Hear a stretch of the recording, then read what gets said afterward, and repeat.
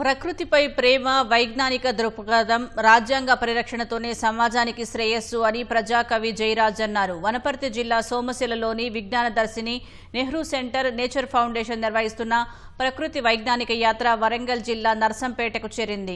గిరిజన సంక్షేమ గురుకుల విద్యాలయంలోని విద్యార్థులకు ప్రకృతిపై ప్రేమ, వైజ్ఞానిక దృక్పథం, రాజ్యాంగ పరిరక్షణతోనే సమాజం శ్రేయస్సు అని అవగాహన కల్పించారు.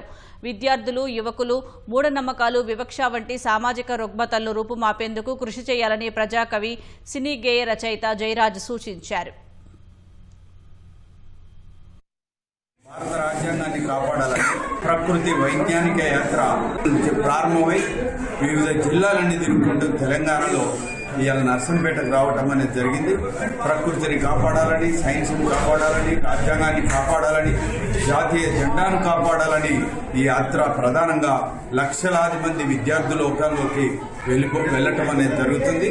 ఈ యాత్ర వచ్చే స్పందన పిల్లల నుంచి ఎక్కువగా స్పందన వస్తుంది. కాలేజీ, హై స్కూల్ నుంచి మొదలు పెడితే మెడికల్ కాలేజీ వరకు, ఇంజనీరింగ్ కాలేజీ వరకు ఎక్కువ మంది విద్యార్థులు ప్రభావితం అవుతున్నారు.